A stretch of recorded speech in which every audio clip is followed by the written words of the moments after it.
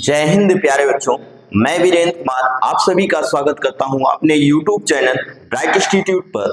बेटा, हमने फिजिक्स के महत्वपूर्ण क्वेश्चनों की एक सीरीज स्टार्ट की थी जिसमें हमने अच्छी स्थिति, निरक्षीय स्थिति में विद्युत क्षेत्र की तीव्रता और इसके अलावा किसी बिंदु आवेश के कारण विद्युत क्षेत्र की तीव्रता हमने सॉल्व करवा दिया था।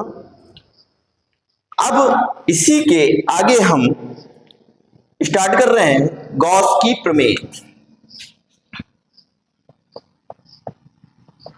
गॉस की प्रमेय,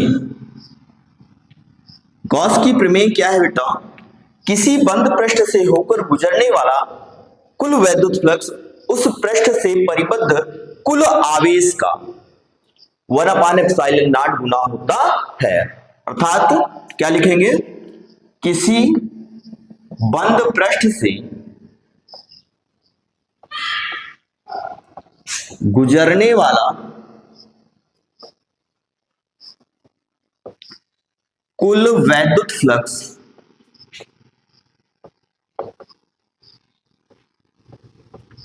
उस पृष्ठ से बद्ध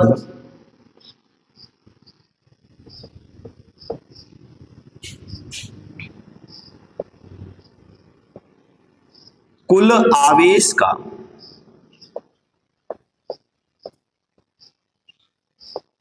1/ε0 गुना होता है। ठीक है बेटा, गॉस की प्रमेय क्या कहती है? किसी बंद पृष्ठ से गुजरने वाला कुल वैद्युत फ्लक्स उस पृष्ठ से बद्ध कुल आवेश का कितना होता है? 1/ε0 गुना होता है। अर्थात वैद्युत फ्लक्स φe बराबर किसके होगा? Q/ε0 के होगा। तो फाई बराबर कितने के होता है बेटा? Q/ε0। ये गॉस की प्रमेय है। अब इसकी उत्पत्ति पर आते हैं। ये बेटा बोर्ड पेपर की दृष्टि से इंपॉर्टेंट है। तो उत्पत्ति क्या है? अब यहां पर मान लेंगे,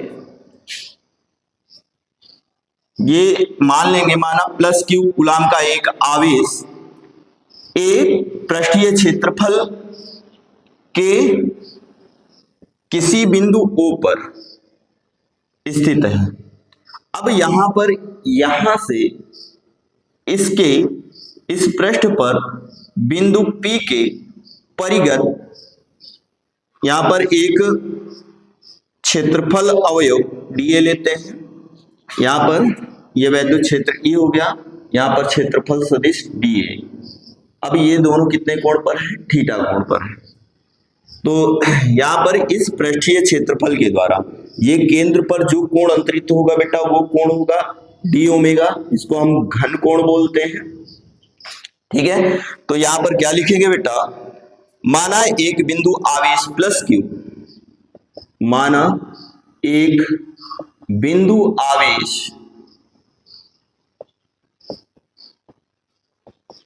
+Q एक बंद पृष्ठ A के भीतर, एक बंद पृष्ठ A के भीतर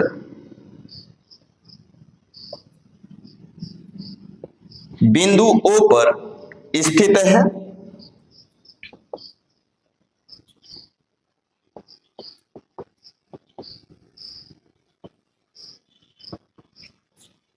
बिंदु O पर स्थित है। माना इस पृष्ठ पर एक बिंदु P के, माना इस पृष्ठ पर बिंदु P के परिगत एक क्षेत्रफल सदिश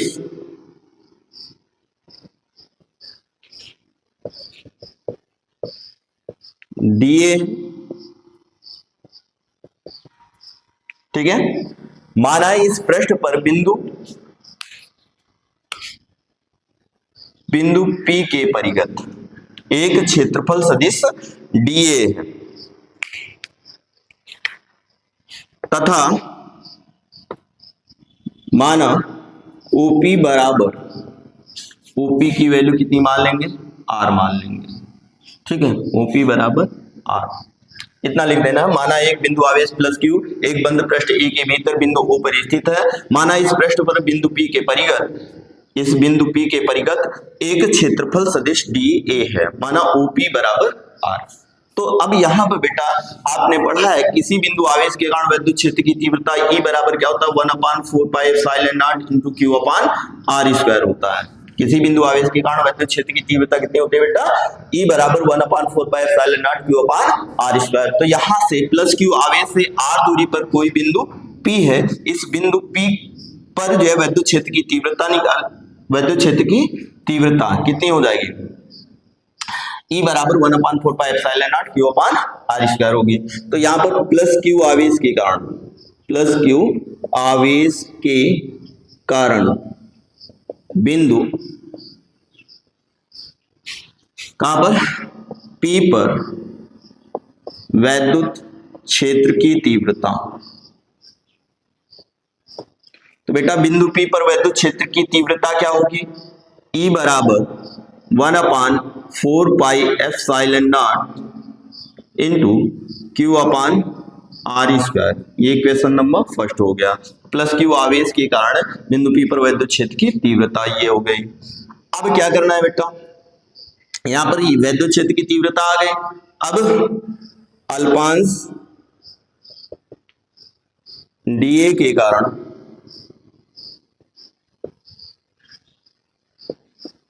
केंद्र O पर अंतरित घन कोण,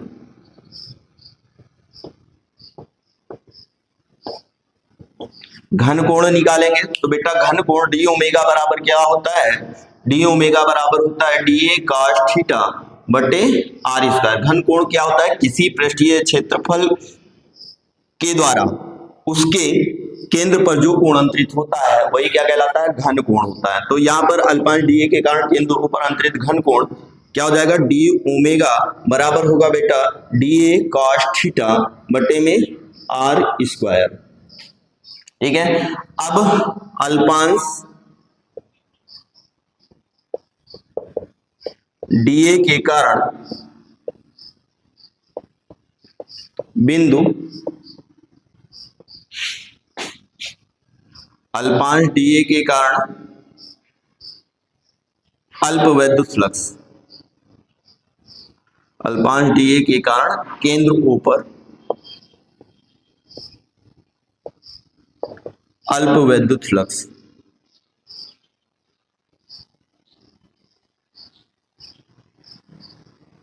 अल्पांश डीए के कारण अल्प वैद्युत फ्लक्स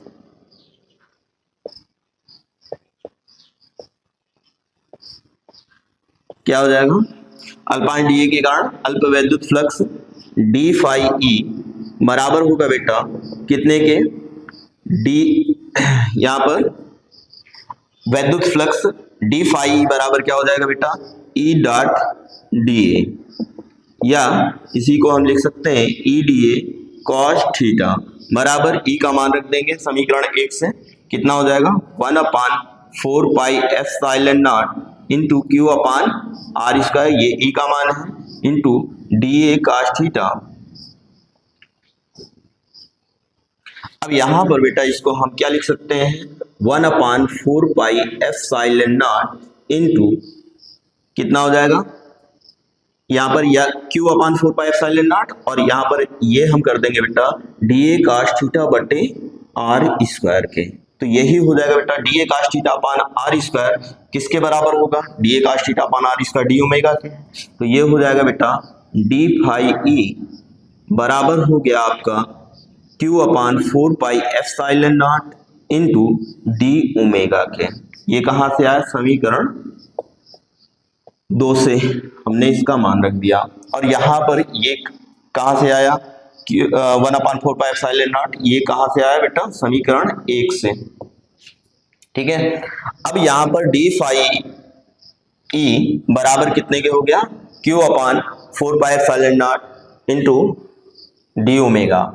अब क्या करना है बेटा, ये तो हो गया अल्पांश डीए के कारण अल्प वैद्युत फ्लक्स। अब संपूर्ण गॉसियन पृष्ठ के कारण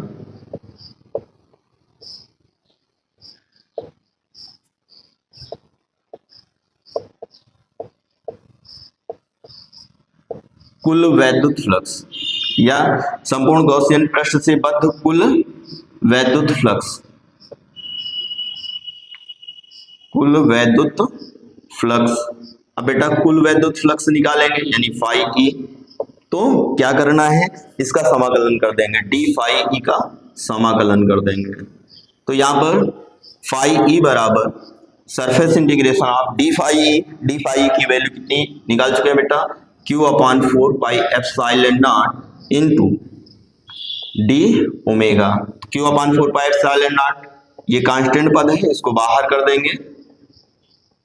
अब यहां पर surface integration of d omega, बेटा यहां पर ये अल्पांश के कारण यहां पर जो है क्षेत्रफल सदिश डीए है, अगर हम यहां पर जो है डीए के कारण, इस डीए के कारण घन कोण डी ओमेगा है, अगर हम पूरे पृष्ठीय क्षेत्रफल की बात करें तो इसके द्वारा जो केंद्र पर कोण होगा वो कितना हो जाएगा बेटा, 4 पाई कोण अंतरित होगा। तो फाई ई बराबर Q upon 4 pi epsilon not, अर्थात याद रखना बेटा डी ओमेगा का जो समाकलन होगा वो कितना हो जाएगा, 4 पाई, 4 पाई से 4 पाई कैंसिल हो जाएगा। तो फाई ई बराबर Q अपॉन एप्सिलॉन नॉट, यही क्या बेटा गॉस की प्रमेय है। उम्मीद करते हैं ये क्वेश्चन समझ में आया होगा, आप लोग इसका स्क्रीनशॉट ले सकते हैं।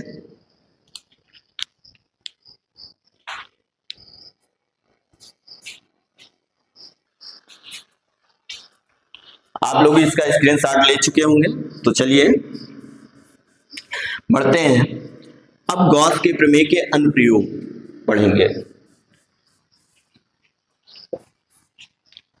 तो हेडिंग डालेंगे बेटा गॉस की प्रमेय के अनुप्रयोग, और इसमें अनुप्रयोग में जो पहला अनुप्रयोग है वो अनंत विस्तार के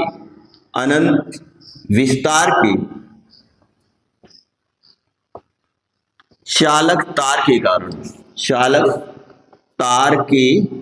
कारण वैद्युत क्षेत्र की तीव्रता,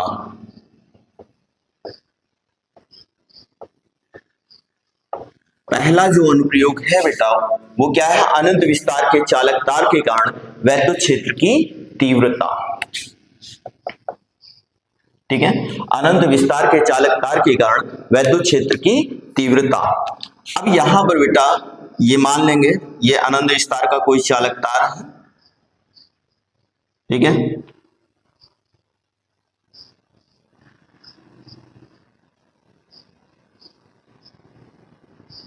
अब इस पर प्लस क्यू आवेश एक समान रूप से वितरित है। माना अनंत विस्तार के चालक तार की एल लंबाई पर प्लस क्यू आवेश एक समान रूप से वितरित है।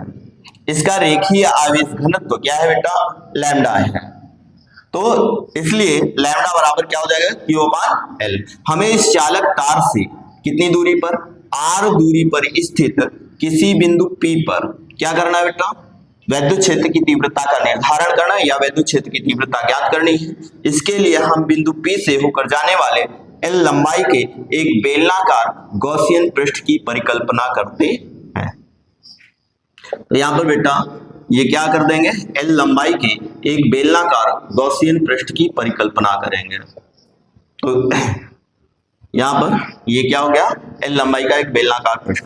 अब यहां पर बेटा हम बात करें तो ये जो वेक्टर ई हो गया, और यहाँ पर जो है क्योंकि प्लस क्यू आवेश से वैद्युत क्षेत्र की तीव्रता दूर होती है, यहाँ पर एक छोटा सा अल्पांश लिया गया है। तो ये क्षेत्रफल सदिश मान लो ये डी है, और इसके कारण जो वैद्युत क्षेत्र की दिशा होगी वो इधर होगी।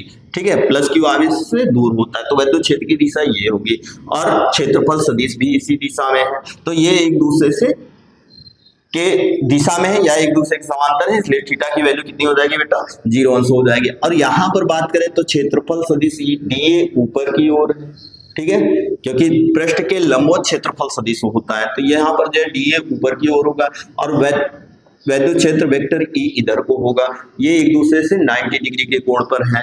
अब यहां पर आ जाए तो वैद्युत क्षेत्र की तीव्रता प्लस क्यू आवेश से दूर, यानी वैद्युत क्षेत्र की तीव्रता वेक्टर ई इधर को होगा, और यहां पर बात करें तो क्षेत्रफल सदिश डीए ये नीचे की ओर होगा, क्योंकि इस पृष्ठ के समतल पृष्ठ के लंबवत क्षेत्रफल सदिश होगा।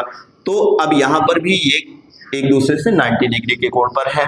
ठीक है, तो यहाँ पर संपूर्ण गॉसियन पृष्ठ के कारण कुल वैद्युत फ्लक्स निकालेंगे। तो बिंदु P पर वैद्युत फ्लक्स प्लस यहाँ पर Q और R पर। ठीक है, ये बिंदु Q है और ये बिंदु R है। तो मतलब इन तीनों पृष्ठों से होकर गुजरने वाला कुल वैद्युत फ्लक्स निकाल लेंगे। तो यहां पर सबसे पहले हम क्या लिखेंगे बेटा, मान लेंगे माना अनंत विस्तार के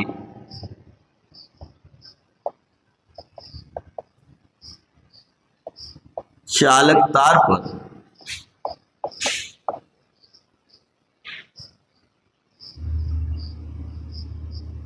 चालक तार की L लंबाई पर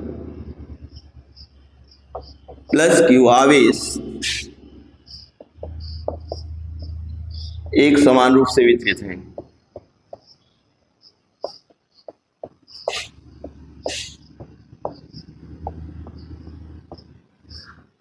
ठीक है, तो मान लेंगे माना अनंत विस्तार के चालक तार की L लंबाई पर प्लस Q आवेश एक समान रूप से वितरित है। बेटा यहाँ पर प्लस Q आवेश एक समान रूप से वितरित है, जिसका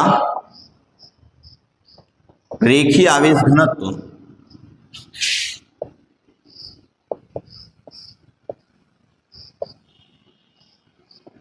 लैम्डा है। इसलिए लैम्डा बराबर क्या होता है बेटा, यहां पर प्रति एकांक लंबाई पर वितरित आवेश की मात्रा को ही क्या कहा जाता है, रेखीय आवेश घनत्व। अर्थात यहाँ पर जो है Q अपान L को जो है हम एकांक मान लें तो लैम्डा किसके बराबर होगा, Q के। तो प्रति एकांक क्षेत्रफल पर वितरित आवेश की मात्रा को ही क्या कहा जाता है, रेखीय आवेश घनत्व कहते हैं। ठीक है, तो लैम्डा बराबर Q अपान L। यहाँ से बेटा Q बराबर हम निकाल लें अगर, तो लैम्डा L हो जाएगा। ये इक्वेशन नंबर फर्स्ट मान। ठीक है, अब यहां पर हमें क्या करना है, हमें इस चालक तार से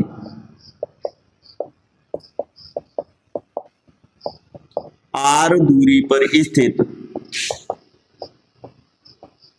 बिंदु P पर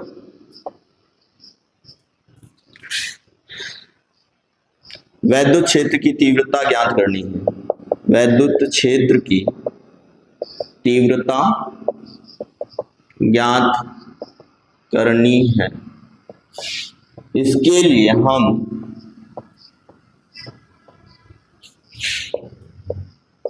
बिंदु P से होकर जाने वाले एक बेलनाकार गॉसियन पृष्ठ की परिकल्पना करते हैं। गॉसियन पृष्ठ की परिकल्पना करते हैं।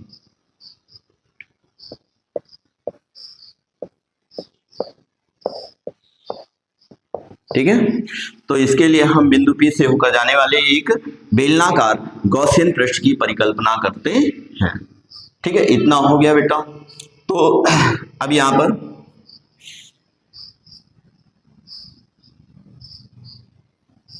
जिसकी लंबाई कितनी है, L। ठीक है, इसकी लंबाई कितनी मान लेंगे बेटा, L। अब यहां पर संपूर्ण गॉसियन पृष्ठ से होकर गुजरने वाला कुल वैद्युत फ्लक्स, या संपूर्ण गॉसियन पृष्ठ से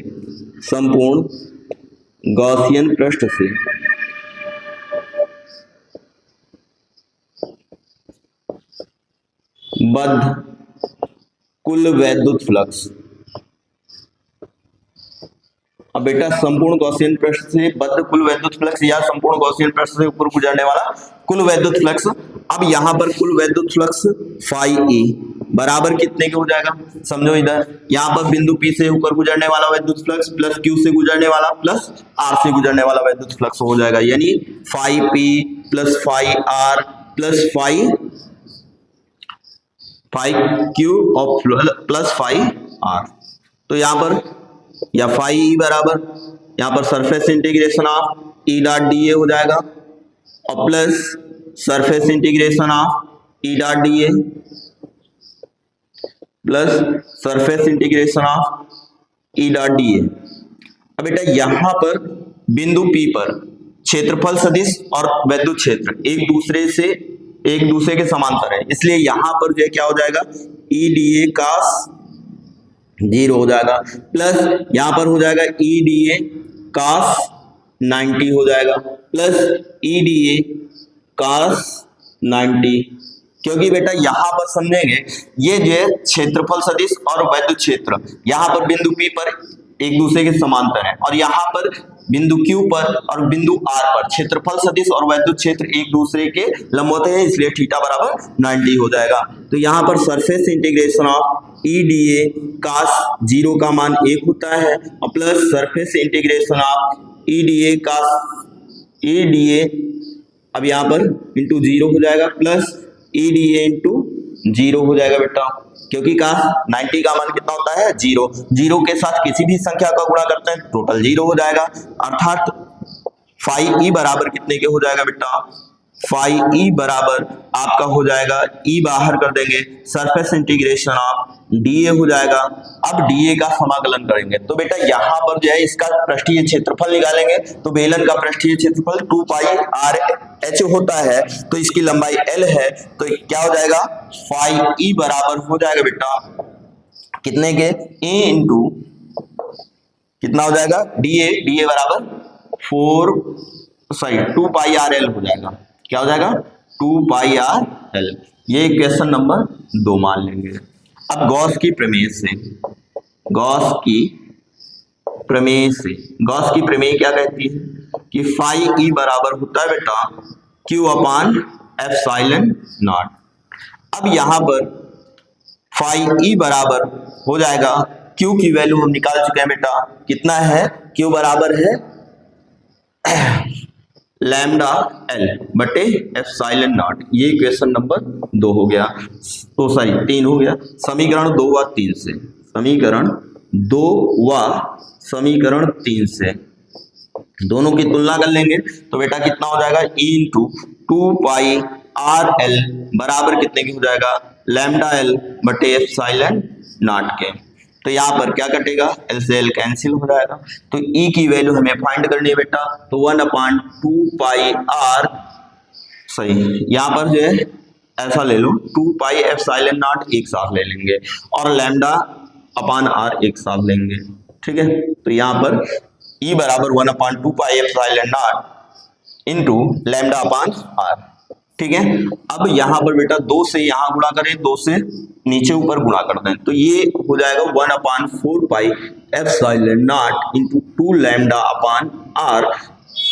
तो यही क्या है, किसी अनंत विस्तार के चालक तार के कारण वैद्युत क्षेत्र की तीव्रता E बराबर 1/4 pi epsilon naught 2 lambda upon r. यहाँ पर हमने क्या किया बेटा, 2 से गुणा किया और यहाँ पर भी 2 से गुणा किया, तो ये 2 दूना 4, क्योंकि हमें पता है कि 1/4 पाई एप्सिलॉन नॉट का मान कितना होता है बेटा, 9 × 10 की घात 9 होता है। तो यहाँ पर इसीलिए हमने 2 से गुणा कर दिया, क्योंकि इसका मान आसानी से रखा जा सके। तो E बराबर 1/4 pi epsilon naught 2 lambda upon r. फिर से समझेंगे बेटा, मान लेंगे, माना अनंत विस्तार के चालक तार की L लंबाई पर प्लस Q आवेश एक समान रूप से वितरित है, जिसका रेखीय आवेश घनत्व लैम्डा, इसलिए लैम्डा बराबर Q अपान L या Q बराबर लैम्डा L हो जाएगा।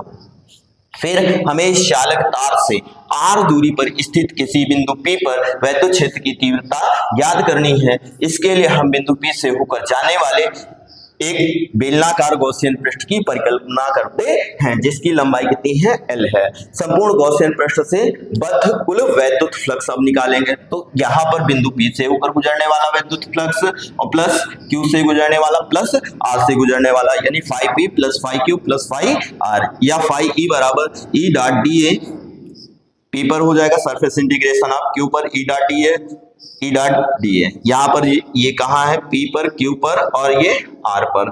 तो यहाँ पर P Q R, तो यहाँ पर बेटा ये समतल पृष्ठों पर क्या है, एक दूसरे के लंबवत हैं, और यहाँ पर पृष्ठीय क्षेत्रफल पर क्षेत्रफल सदिश और वैद्युत क्षेत्र एक दूसरे के समांतर है, इसलिए यहाँ पर 0 होगा, तो cos 0 का मान 1 होता है, तो E डीए हो जाएगा और ई डीए का 0, ई डीए का 0, ये दोनों 0 हो गए। बचा क्या, ई बाहर कर देंगे, सरफेस इंटीग्रेशन ऑफ डीए। अब सरफेस इंटीग्रेशन ऑफ डीए, बेटा इसका पृष्ठीय क्षेत्रफल, बेलन का पृष्ठीय क्षेत्रफल 2 पाई आर एल होता है, तो इनटू 2 पाई आर एल हो जाएगा। गॉस की प्रमेय लगा देंगे, फाई बराबर क्यू अपान एप्सिलॉन नॉट के हो जाएगा, या फाई बराबर लैम्डा एल बटे एप्सिलॉन नॉट। फाई का मान कहां से रखा हमने, समीकरण 1 से रखा, ठीक है। तो यहां पर बेटा क्या हो जाएगा, फाई बराबर lambda L upon epsilon not, समीकरण 1 व 2 से लैम्डा, यहां पर दोनों की तुलना करेंगे, एलएचएस सेम है तो आरएचएस भी आपस में बराबर होंगे, इनटू 2 पाई आरएल बराबर लैम्डा एल बटे एप्सिलॉन नॉट, एल से एल कैंसिल हो जाएगा, ई की value 1/4 pi epsilon naught lambda upon R, या ई बराबर 1/4 pi epsilon naught 2 lambda upon are. तो इसका आप लोग स्क्रीनशॉट ले सकते हैं।